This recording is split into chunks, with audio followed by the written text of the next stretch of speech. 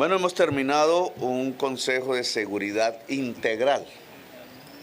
Llamamos seguridad integral porque hemos querido que se escuchen las voces de la institucionalidad civil, alcaldes fundamentalmente, Defensoría del Pueblo, Procuraduría, Fiscalía, las voces de la comunidad. Algunos miembros de la comunidad estuvieron aquí presentes dando su visión de los problemas de la región, y las voces de las fuerzas militares y de la Policía Nacional, que también en su cúpula máxima se hizo aquí presente.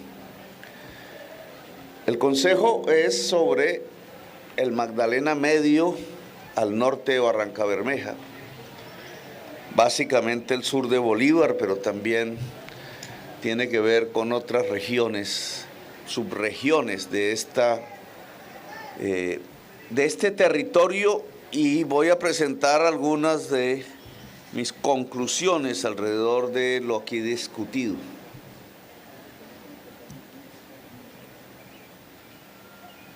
Lo primero es la indicación que toda la actividad, tanto civil como militar como policial, debe girar en torno a la defensa de la población como primer objetivo. Sabiendo que la región tiene riquezas ambientales, acuáticas, económicas, petroleras, agrarias, agroindustriales, etcétera, el principal objetivo de toda autoridad civil, militar y policial es, antes que nada, la vida de la población que habita en el territorio. Segundo, encontramos un problema que habilita la descoordinación de entidades territoriales nacionales, en la medida en que nos falla el ordenamiento territorial. Como todos ustedes saben, aquí es más fácil llegar a Barrancabermeja que a la capital del departamento. Lo mismo sucede con el sur del Cesar, con el sur del Magdalena, con el sur de Sucre. Lo mismo sucede con el oriente antioqueño y con el occidente santanderiano y con el occidente boyacense, etcétera.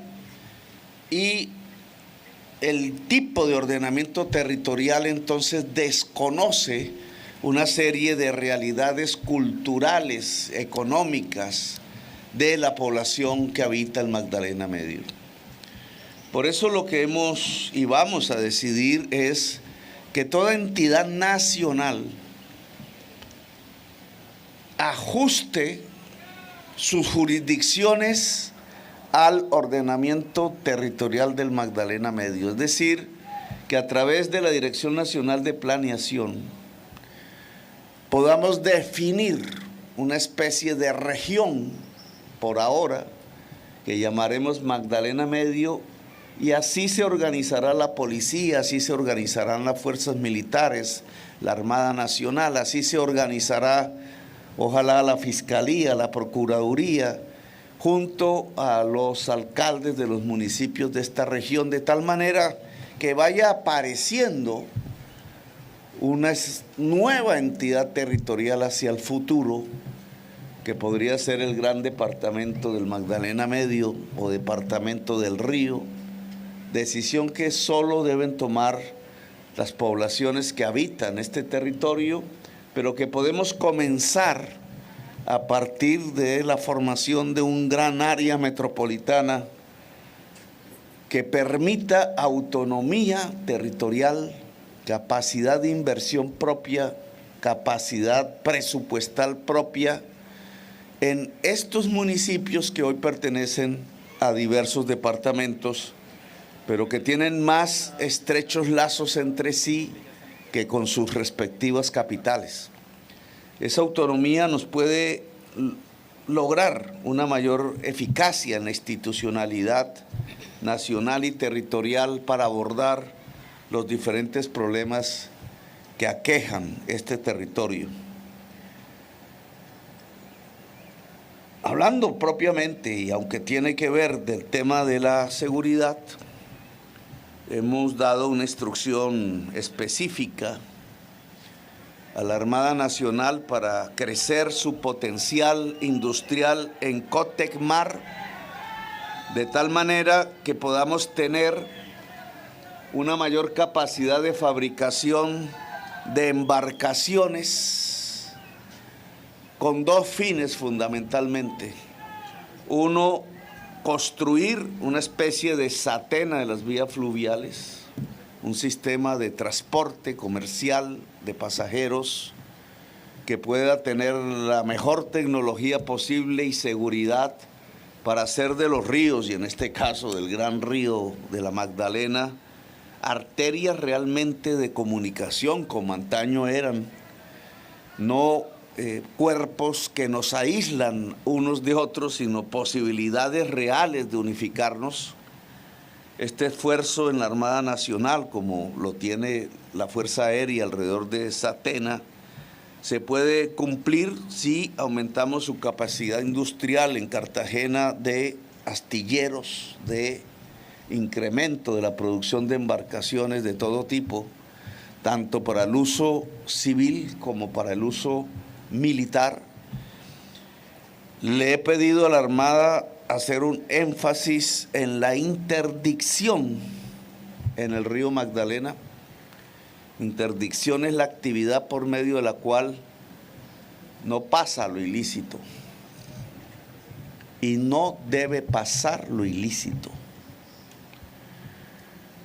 No solamente se necesitan más embarcaciones para ello, se necesita la voluntad de hacerlo. Si nosotros logramos una más eficaz actividad de interdicción en el río Magdalena, moviendo los puntos de los retenes acuáticos, etcétera, podemos disminuir el número de muertos en el terreno, en el territorio, porque la desaparición paulatina, la dificultad mayor de la actividad ilegal, traería la evacuación de diferentes fuerzas ilegales de un territorio al que el cual ya no les serviría para sus propósitos. Es preferible en toda operación antinarcóticos desde el punto de vista operacional garantizar la eficacia de la interdicción, porque es menos riesgoso para la tropa, para la población, es más eficaz en el sentido de desbaratar los negocios ilegales y nos posibilita abrir los caminos de la paz. Hemos discutido y hablado de una nueva ruta para atacar la minería ilegal, que es uno de los grandes problemas del territorio del Magdalena Medio y de otras regiones del país por su enorme capacidad destructiva del medio ambiente. En ese sentido, la operación contra las dragas, buscaremos el camino jurídico para ello, debe ser expedita, en cabeza de una sola institución. Draga ilegal que se encuentre, draga que se dinamita de manera inmediata. Lo cual implica una política minera diferente a la que tenemos, que será materia de un proyecto de ley, porque la política minera que tenemos es producto de un código minero hecho por el Congreso de la República. En esa nueva política minera, el pequeño minero tradicional puede obtener concesiones otorgadas por el Estado para una explotación de largo plazo que le permita inversiones para la sostenibilidad de su actividad en relación a no afectar el medio ambiente. La priorización en la minería debe ser para el pequeño, la pequeña minera tradicional. Mineros ilegales no tradicionales pueden tener un camino de legalización sí hacen una negociación jurídica con la justicia colombiana, desmantelan su actividad depredadora y se institucionalizan con el gobierno nacional a través de concesiones de largo plazo, evitando el deterioro del medio ambiente. Estas posibilidades de legalización de la minería con el objetivo, 1, de no depredar el medio ambiente, 2, de no servir de lavadores de activos. Ojalá tuviéramos un solo comprador de oro en Colombia, el Banco de la República. 3, van acompañadas de una actividad de destrucción de dragas si los protagonistas de esta actividad depredadora continúan en su labor de destrucción del medio ambiente o de lavado de activos del narcotráfico. 3, 4 ya, le he pedido a todos los alcaldes organizar entonces a los mineros, a las mineras, para que podamos hacer una política pública que privilegie al más pequeño, que privilegie al que más haya vivido de esa actividad, que permita salidas pacíficas, sin represiones, para legalización de actividades, sin depredación, sin lavado, y que nos devuelva el agua, la belleza del paisaje, la hermosura de la región, a otras posibilidades económicas donde la población pueda vivir mejor de la pesca, del turismo, de la agricultura y de la agroindustria. Y en ese mismo sentido le he pedido a los alcaldes también que organicen las comunidades que hoy contemporáneamente se están dedicando más o menos en 10.000 hectáreas al cultivo de hoja de coca para iniciar el proceso de sustitución de cultivos, adicionándole a lo logrado hace 4 años 2 posibilidades. Una que tiene que ver con el que los cultivos que se sustituyan, que los cultivos que puedan empezar a producirse en la región, en los mismos lugares donde se cultiva hoy la hoja de coca, le permitan a su propietario campesino, campesina, asociarse para que con ayuda del Estado también tengan procesos de agroindustrialización, de tal manera que tengan más valor agregado, es decir, de tal manera que produzcan más rentabilidad e ingresos a la familia campesina, única manera realmente de superar los cultivos hoy por hoy ilegales. Y el segundo es que se pueda sustituir tierras si estas no son tan productivas, en un programa de reforma agraria en donde campesino, cultivador de hoja de coca con tierras poco productivas pueda tener, a cambio de dejar esa actividad, tierras muchísimo más fértiles, planas quizás, en lugares mejores para la producción de alimentos y su agroindustrialización. Es un compromiso de este gobierno que en esta región existan sedes de la universidad pública. Porque la alternativa para que jóvenes no cojan un fusil de cualquiera que sean las siglas que se utilicen y más bien construya un camino pacífico en su existencia, se llama educación y posibilidad de abrir las puertas, las oportunidades de la vida. Entonces, ya existiendo lotes que varios alcaldes han ofrecido, entraríamos en un proceso con el Ministerio de Educación para diseñar y empezar a construir las sedes de educación superior en el sur de Bolívar y traer por primera vez, según lo que me han informado, la universidad a este territorio, de tal manera que padres campesinos, madres campesinas, de pescadores, de pequeños mineros, no tengan dificultades para que un hijo o una hija pueda ingresar a la educación superior en este país. Entonces, estas son las conclusiones hoy por hoy del Consejo de Seguridad. Quiero anunciarles que por decreto firmado el día de ayer, he autorizado restituir los protocolos, permitir de nuevo negociadores, permitir que puedan reconectarse con su organización, suspender órdenes de captura a esos negociadores, suspender órdenes de extradición a esos negociadores para que comience un diálogo con el Ejército de Liberación Nacional, así llamado,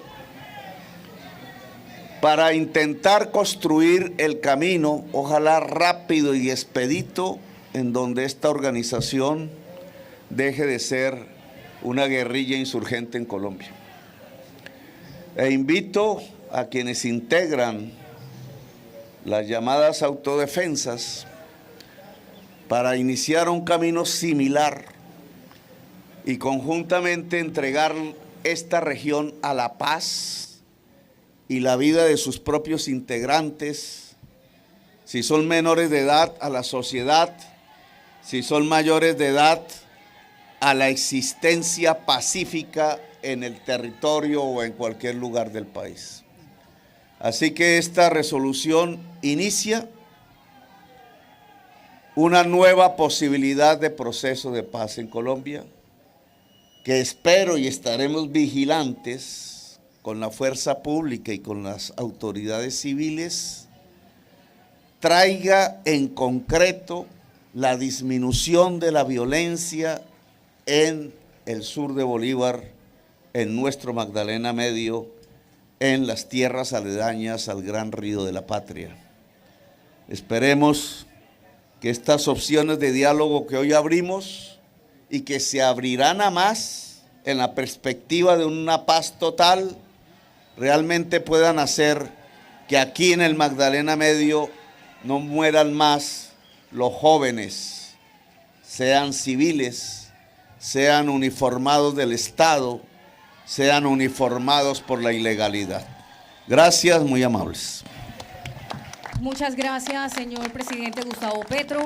A continuación, abrimos un espacio para 3 preguntas por parte de los medios de comunicación que se encuentran aquí presentes. Iniciamos con el periodista Álvaro Pérez, del medio regional Telepetróleo. Cordial saludo, señor presidente. Buenas tardes.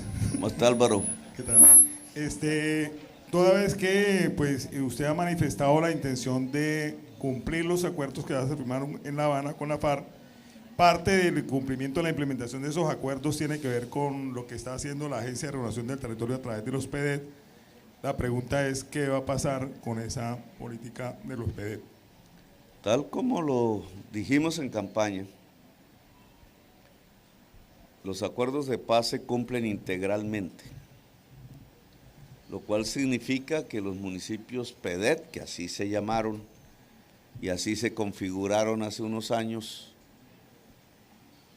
serán atendidos tal cual en los acuerdos de paz se dice, sus consejos de planificación, sus fondos para las inversiones, la participación fundamental de las comunidades que habitan en esos municipios para lograr equidad social, justicia social, prosperidad social, que finalmente es la base de la paz. Así que los acuerdos se cumplen integralmente. Muchas gracias, señor presidente. Seguimos con la pregunta del periodista Wilson Lozano, de Noticias Caracol. Muchas gracias. Aquí disfrutando el sol, señor presidente. Eso veo, yo en cambio no. Usted es un privilegiado, yo no. Hijos del sol. Podemos cambiar. Bueno, señor presidente, sin duda alguna, la medida sobre todo de dar la posibilidad de la paz casi que es un escape a esa olla de presión que tenemos en este momento en la región. Pero coyunturalmente, en este momento, autodefensas gaitanistas o Clan del Golfo tienen en jaque a la población civil aquí. En Barrancabermeja están enfrentados por el microtráfico. En Wilches tienen más de 20 líderes amenazados y hoy el alcalde amaneció amenazado. Y aquí en el sur de Bolívar también hay mucha violencia. ¿Cuáles son las medidas inmediatas para bajar esos grados de amenazas y atentados contra líderes sociales y la sociedad civil por parte de su gobierno? Gracias. Sí, aunque ya lo había dicho. Son dos. La interdicción se vuelve efectiva, lo cual significa que la actividad de estos grupos, llámense como se llaman, deja de ser eficaz, porque al final su actividad se centra en un negocio, poder sacar la cocaína por el río y exportarla. Ese es el negocio. Lo demás son crímenes, porque este tipo de organización es multicriminal, pero complementarias a esta, que es la actividad central y la que más dinero les deja, junto con el control y la extorsión sobre las actividades mineras. Si la interdicción funciona, y para eso se necesita que sea completa y eficaz, y tenemos un plan para ello, y la nueva política pública minera se establece, no habrá ningún tipo de estímulo entonces para que continúe la actividad ilegal ni en Barrancabermeja, ni en San Pablo, ni en Cimitié, ni en el sur de Bolívar. Si a eso se le añade las opciones que dejamos abiertas de desmantelamiento pacífico de lo ilegal a través de negociaciones jurídicas, incluso políticas, entonces tenemos un escenario que yo creo puede ser real y contundente para disminuir la violencia que usted mismo aquí en su pregunta denuncia en el territorio. Muchas gracias, señor presidente. Y finalizamos con la pregunta del periodista Alejandro Cabarcas de Noticias RCN. Señor presidente, muy buenas tardes. Bienvenido aquí a la región del sur de Bolívar. En Barrancabermeja existe una situación delicada, crítica. La comunidad pide el aumento de pie de fuerza y más seguridad frente a toda esta ola de homicidios que se han venido presentando por parte de una estructura paramilitar autodenominada Autodefensas Gaitanistas. Una estructura paramilitar que tiene jerarquía de mando, control territorial y que las autoridades y el Estado insisten en llamarlos Clan del Golfo. Eso contradice un poco lo que usted en los debates en el Senado le insistía al gobierno de reconocer que existían estructuras paramilitares que le hacían daño a la población civil. La pregunta es el por qué no se reconocen que existen estas autodefensas gaitanistas que tienen este control territorial y que son los que están causando violencia en los territorios. Sí, pero el problema no es el nombre. Eso no es lo que hace la diferencia. Es un problema de nombres, de palabras. Realmente lo que tenemos que mirar es cómo fluye el crimen en el país, cómo cambia de formas, es decir, cómo se transforma. Sí, ya no estamos en las épocas en donde el problema fundamental de la criminalidad era algún muchacho, incluso con problemas de hambre, que salía a robar un celular en algún barrio de noche y que podía ser controlado por un policía incluso con bolillo. Esas épocas han pasado. Tampoco creo que estamos en este momento al frente de una situación que pudiéramos calificar de parapolítica o de paramilitarismo. Recuerde usted que yo fui el que se inventó la palabra parapolítica, precisamente porque mostré al país hace ya bastante, más de una década, cómo las principales organizaciones narcotraficantes eran dirigidas desde el Congreso de la República misma por senadores que ordenaban matar incluso, muchos de ellos presos en este momento y confesos. Otra visión de ese mismo fenómeno le puso el nombre de paramilitarismo por la presencia de oficiales hace bastantes décadas en la fundación de ese tipo de organizaciones militarizadas en la práctica. Pero yo creo que estamos ahora ante un fenómeno diferente, incluso yo diría más difícil de resolver, más complejo. Yo a eso le llamo, y son palabras, organizaciones multicrimen. Usted habla de las autodefensas gaitanistas, ¿a qué se dedican? ¿Cuál es su actividad criminal? Son varios los crímenes, no es uno solo.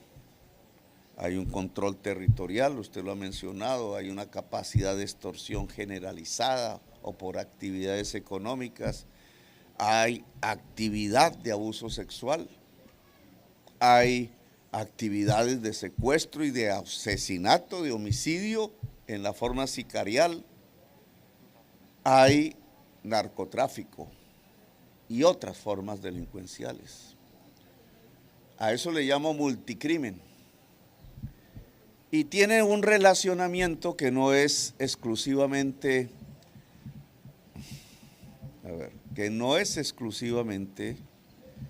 nacional o local, sino que tiene enlaces en México, tiene enlaces dentro de los Estados Unidos, que va desde un cultivo de hoja de coca en algún lugar de nuestro territorio hasta los barrios de Nueva York.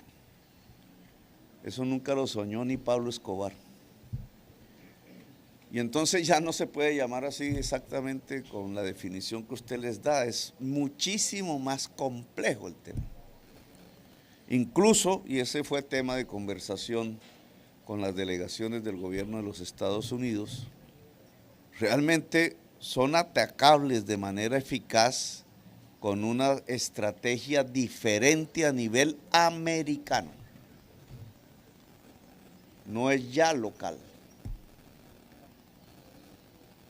Eso lo estamos dialogando, lo estamos hablando. Ya habrá momento para discutirlo públicamente, porque depende más allá de nuestra voluntad, de otras voluntades. Pero lo cierto es que a nosotros nos corresponde hoy por hoy es ver si ese tipo de actividad deja de estar en Colombia, a lo cual podríamos llamarlo un proceso de paz.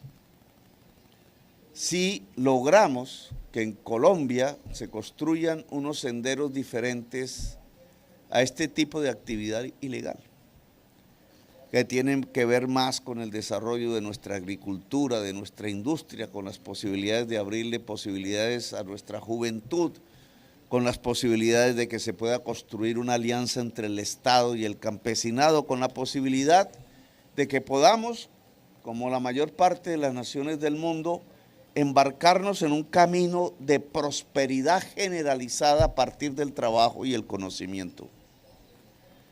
Porque este otro camino de la ilegalidad, de encontrar el hueco, como llaman en su jerga, pues es un camino que solo nos conduce a la violencia y a la muerte, como ya 4 o 5 décadas de historia nos lo ha demostrado. ¿Qué ha ganado Colombia con eso? Nada, fuera de tener, según la Comisión de la Verdad, 400.000 muertos, 600.000 muertos asesinados, dependiendo desde qué fecha empecemos a medir. Y eso es una destrucción total y real, es una autodestrucción de una sociedad que en vez de construir colectivamente el camino de la prosperidad, que solamente se obtiene a partir del trabajo y el conocimiento, construye el camino de su propia destrucción. Entonces, lo que estamos proponiendo aquí es variar el camino de la destrucción hacia el de la prosperidad. Para eso se necesita de toda la sociedad, incluido quienes están en medio de esas actividades, incluido quienes hoy andan con una metra por ahí buscando a algún ciudadano para matarlo o allá en las montañas con algún fusil, buscando igualmente construir rutas para negocios ilegales que al final lo único que van a traer es muerte, violencia y destrucción. Entonces, este gobierno va a abrir el camino de la paz total, sin ingenuidad, sin ingenuidad. Es decir, haremos muy difícil lo ilegal, precisamente para que se vuelva muy fácil lo legal. Haremos muy difícil el camino de la muerte, precisamente para que se vuelva muy fácil el camino de la vida y de la paz. Muchas gracias, señor presidente. De esta manera damos por finalizado este acto. Muchísimas gracias a todos por su asistencia.